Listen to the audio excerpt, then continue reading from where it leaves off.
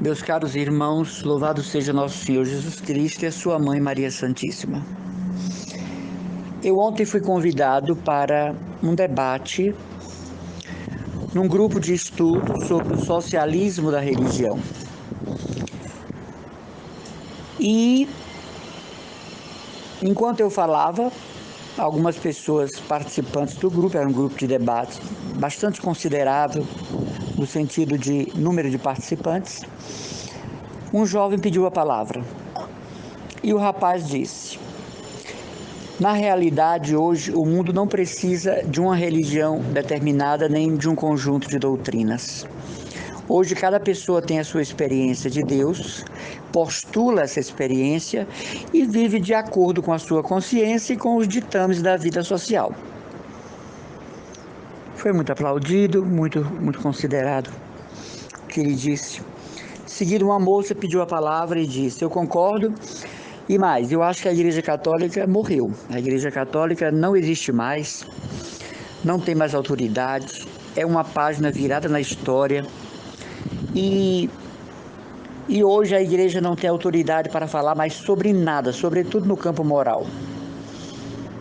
Então ela começou uma série de imprecações contra os bispos, sacerdotes, religiosos, monges e monjas. Inclusive maltratou muito a figura do Papa Francisco, disse que ele era vítima de ideologia, toda ideologia ele aprovava porque não tinha conclusão assertiva sobre nada. Quando a palavra voltou para mim, eu disse: eu queria pedir licença para concordar com os dois colegas. A Igreja Católica não morreu, a Igreja Católica está mais viva do que nunca. Está lá o Papa, e como disse Santo Inácio de Antioquia, onde está o bispo, aí está a igreja. Aqui estão as missões, as paróquias, o povo de Deus irmanado, as culturas cristãs católicas, as beatificações, os projetos missionários, a vida religiosa, o laicato cada vez mais missionário, famílias missionárias, não é? Então, a Igreja Católica está viva. O que acontece é uma não adesão a ela. O que acontece é um não querer participar dela. O que acontece é uma oposição filosófica, ideológica, partidária, contra o catolicismo. Então, isso é outra história. Mas os senhores creiam, a Igreja está viva. Que o digam os projetos missionários, que o digam as pastorais de paróquia, que o diga a presença da Igreja em todas as raças e culturas. De onde vocês tiraram essa informação que a Igreja Católica morreu e é página virada? A Igreja continuará por todos os séculos a ensinar a doutrina de Cristo, a propagar o Evangelho, a denunciar as injustiças, a ter coragem de enfrentar os regimes. E acho que a sabedoria e maturidade do Papa Francisco não lhe permite ser um escravo de ideologia, um subordinado a ideologias. O que ele é um homem conciliador. Ele é um homem do diálogo. Ele é um homem de aproximação, de fato. Desde o Papa João Paulo II, não é? Mesmo com a aspereza alemã do Bento XVI, de cultura, a Igreja sempre se aproximou para o diálogo, com as partes, digamos assim, mais rejeitantes da sua fé. Então, essa informação de que a Igreja está no seu fim, ela é verdadeiramente uma ignorância de conhecimentos atuais. E alguém citou lá o avanço das seitas evangélicas. Não. O avanço das seitas evangélicas é justamente o produto da desinformação teológica, da desinformação catequética. É justamente a depuração de católicos mal formados, né? Vocês vejam como Deus é justo. Lutero, há 500 anos, dividiu a Igreja de Cristo. E hoje em dia aparece, não é? Um Caio Fábio que é o Martinho Lutero dos evangélicos. O Caio Fábio, que eu não chamo de pastor porque não tem mérito para isso, está dividindo todos os evangélicos e agora estão fundando um movimento chamado Desigrejados. Então, o Martinho Lutero, do próprio evangélico, está agindo no Brasil, né? Colocando toda série de divisão entre os protestantes, como resposta divina, como paga divina da ação de Lutero, que pensou que tinha vitória, e agora os nossos irmãos evangélicos estão divididos. Milhões de centenas de igrejas. Então, nesse aspecto, o avanço do protestantismo, ao contrário, é motivo de análise da igreja. Não tem nada de evangelização, não tem nada de vida nova, de vida restaurada. Nós sabemos aí que é o mecanismo, né, econômico para ajustamento da própria vida quando alguém funda uma igreja. É para justamente o pagamento de suas contas e necessidades materiais, e a saída é fundar uma igreja. A igreja também não se preocupa hoje com o materialismo reinante, porque ela sabe que a essência do evangelho é sempre a simplicidade evangélica. De maneira que as avoltosas decisões mundiais, elas passam também pelo Vaticano como Estado de Direito, como país, né? Minúsculo país, mas como realidade política. Quem afirma que a igreja está acabando, está longe dela, desinformado de suas ações, né? Não mais incorporado ao seu credo, e por isso mesmo desprezando o seu batismo, desconfigurando a sua crisma. E participando de grupos de oposição, por quê? Porque essas pessoas que aderem a esses grupos de oposição, é porque esses grupos de oposição são um caminho literal para todo tipo de comportamento moral na sociedade. Então, se eu saio da Igreja Católica e agora eu tenho um caminho fácil para a libertinagem moral, eu vou ficar neste grupo de oposição, porque aqui eu posso ter uma vida imoral à vontade. Se eu deixo o catolicismo e vou para uma igreja evangélica, onde não preciso cumprir os preceitos da fé, somente dar dinheiro, então eu fico aqui. A igreja não é boba, a igreja sabe o porquê que as pessoas saem dela. Os escândalos internos, toda sociedade humana, todo grupo humano tem escândalo. A sua família tem escândalo, a minha tem, o seu trabalho tem escândalo, o meu tem.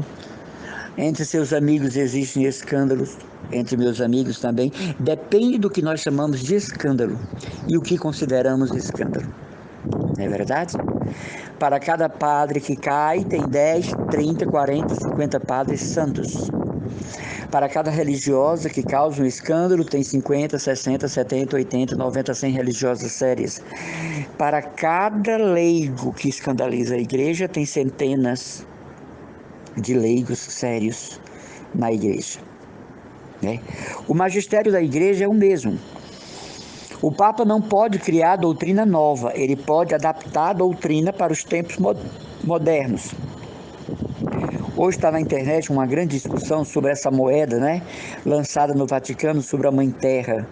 Uma moeda lançada. Então, evangélicos, opositores, em cima da igreja, para dizer que este Papa é a besta fera, que é a besta do Apocalipse.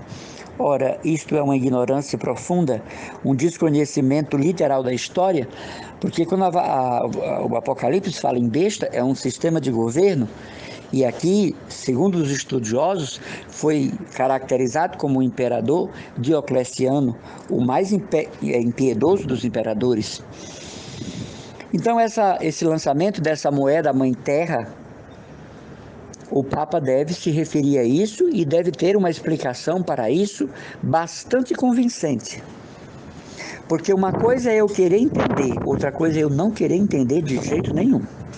Então, quando eu fecho as portas do conhecimento, eu fecho as portas da consciência, eu fecho as portas da sabedoria, nem eu mesmo acredito no que eu digo, quanto mais os outros.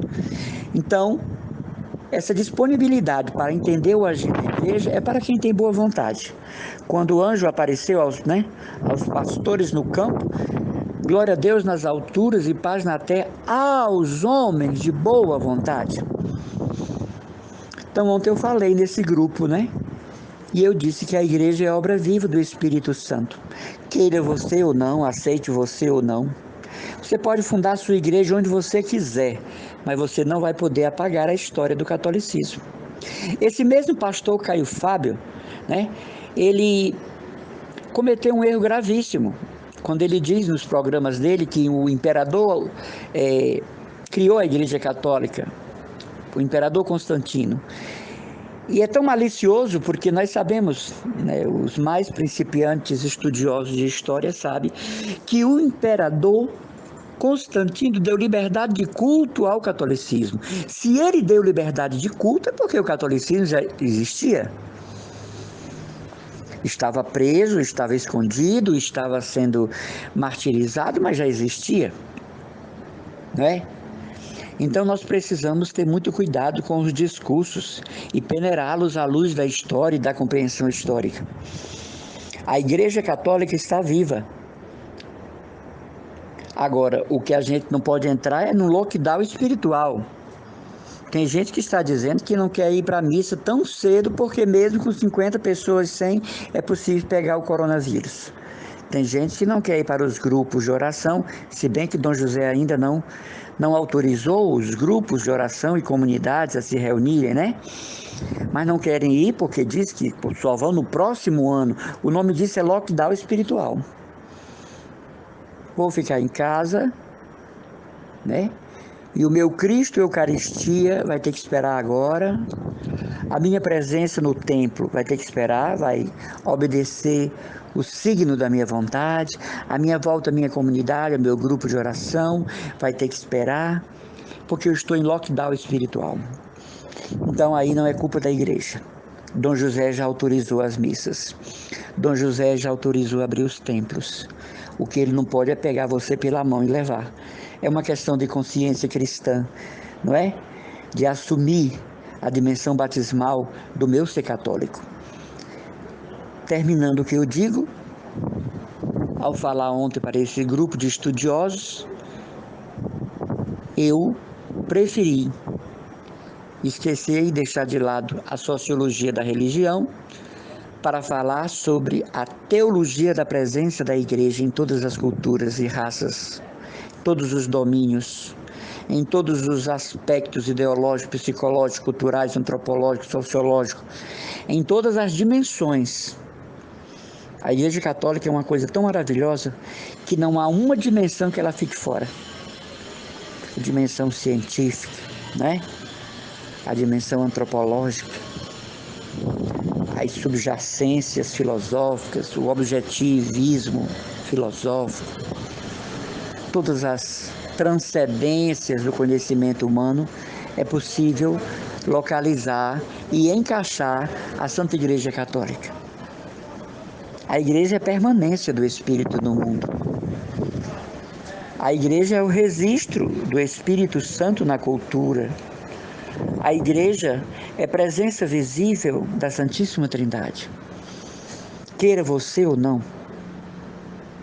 A igreja não é uma instituição falível. A igreja não é uma instituição à mercê do que lhe possa acontecer por parte de quem lhe administra. A igreja não sofre a decadência porque um papa não logrou êxito. A igreja não sofre decadência porque um bispo ou arcebispo não foi fiel ao munus pastoral. A igreja não sofre decadência porque um padre saiu para casar com um homem ou com mulher. A igreja não sofre decadência por uma freira lésbica ou que saiu para casar, por um leigo que fala contra a igreja. Eu já tenho ido a palestra de leigos, segundo eles, né, são formados para difamar a igreja, E é claro, na impossibilidade de me manifestar, eu me levantei e me retirei. Por quê? Porque aquele grupo está afinado com aquele palestrante que veio ministrar um curso contra a igreja, em nome de um órgão da arquidiocese. Como diz o povo no popular, não é? Massacrou cruelmente o Santo Padre. E é um representante de um órgão da arquidiocese. Mas, até que isso chega a Dom José, porque muitas vezes o bispo não sabe, esse rapaz já tem variado aí pelas paróquias e destruído a fé de muitos. Mas, meus irmãos, o mais importante é isso, a igreja está de pé. É obra perpétua do Espírito Santo. Então, quando um grupo chama para uma reflexão sobre a sociologia da religião, eu penso que era para explicar o sentido da religião na sociedade enquanto tal, e suas dimensões e repercussões, né, interpretações. Mas não, era assim, tipo uma arapuca formada, né? Mas nós não devemos ter medo. Nós devemos ter a coragem de evangelizar. Um pregador da palavra de Deus, um pregador do evangelho, ele é um defensor da igreja.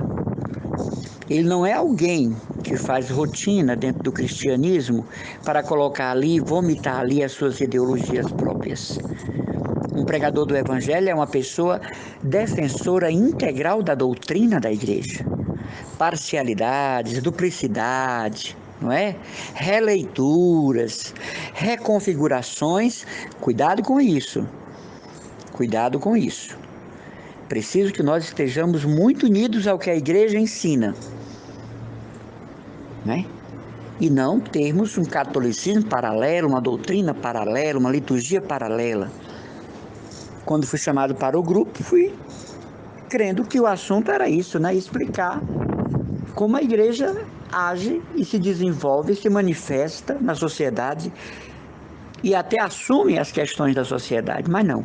Era uma intenção de ridicularizar a nossa Santa Igreja Católica. Mas eu já fui preparado para isso. Então, de todas as formas, nós somos atingidos e questionados e precisamos estar embasados para não brigar com os outros, mas dar a nossa opinião, aceita quem quiser. Mas que a Igreja Católica vai continuar e é obra de Jesus, né? Eu me lembro que eu tinha um professor de teologia, quando eu fazia teologia, que ele dizia, olha, gente, a igreja não é fundada por Jesus. A igreja não descende de Cristo. E nós perguntávamos, professor, e cadê a igreja que Jesus Cristo fundou? Ele disse, eu sei lá. E a classe inteira caiu na gargalhada. Então eu me perguntava, meu Deus, como é que um homem desse é professor dentro de uma faculdade na Arquidiocese de Fortaleza? Como é que um homem desse está aqui, né? Porque o professor de teologia dizia claramente, a Igreja Católica não é fundada por Jesus, coisíssima nenhuma. E continuou ali professor por muitas décadas, formando, entre aspas, teólogos. Então não dá. Me chamem do que quiserem, mas você nunca vai ouvir dizer que o irmão Emanuel foi para uma paróquia pregar contra a igreja, contra a doutrina, dissimular a doutrina. Pelo amor de Deus, no dia que você souber de uma história dessa, entre em contato comigo, porque certamente não fui eu. Foi alguém com esse nome, de irmão Emanuel Maria, mas não fui eu. Muito embora tenha outro irmão Emanuel Maria, do Instituto Hesed, que é um santo irmão, fidelíssimo à igreja também. Então, aí está. Para quem pensa que a Igreja Católica está morta, ela está mais viva do que nunca. O problema é que quem não quer ver, quem não quer enxergar, quem não quer concordar, quem não quer tomar parte no discurso da igreja, então entra para o grupo de opositores, porque é muito bom participar de um grupo de oposição que legaliza meus comportamentos, que abençoa o meu mundanismo, o meu levianismo, né? A minha leviandade. É muito bom estar num grupo que patrocina os meus desmandos. Por que eu vou estar num grupo que me chama a santidade, a unidade? ao respeito à dignidade do corpo, à dignidade da alma, a interação mundial com os irmãos, trabalho caritativo, a vivência da palavra, a liturgia enquanto alimento do espírito. Então é muito bom estar num grupo de opositores, porque lá os desmandos são a marca registrada. Então é muito bom estar nesses grupos, né? Que Deus nos dê consciência do nosso batismo, firmeza da nossa crisma, lucidez da nossa consagração. E mesmo que nós encontremos alguém da igreja, como este rapaz, né? Andarilho aí pelas paróquias e comissões, ou sacerdotes ou religiosas, dizendo o contrário do que diz a igreja, tenhamos a coragem de dar a nossa opinião e denunciar ao arcebispo tais pessoas, porque Dom José não tem como saber de tudo. Ele tem o Espírito Santo, mas ele não é o Espírito Santo. Então ele precisa que as pessoas avisem que determinados pregadores passaram aqui numa escola de catequese, numa escola de formação, detonando a Sagrada Escritura, detonando as doutrinas, os dogmas do Santo Padre, para que essa pessoa possa ser chamada para um diálogo. Não é para ser castigada, para ser punida, afastada, não. Mas para um diálogo com o pastor do rebanho, né? Eu digo isso não é para a pessoa ser massacrada, mas é para ela conversar com o pastor da grei, né? Com o pastor do rebanho, para verificar de onde procedem as informações, esses conhecimentos, as escavações teológicas, catequéticas, pastorais, tão estranhas. Tão estranhas. Que Deus nos faça assumir a nossa fé católica, não é? Que Deus nos faça assumir o nosso cristianismo católico, porque não dá para estar no jogo, né, do morno. A palavra lá diz que ele vomita, né, ou quente ou frio, morno ele vomita, expele. Então não queremos ser católicos amornados, mas fervorosos, né? Um grande abraço do amigo e irmão Emanuel Maria. Comunidade Católica Christus Dominus.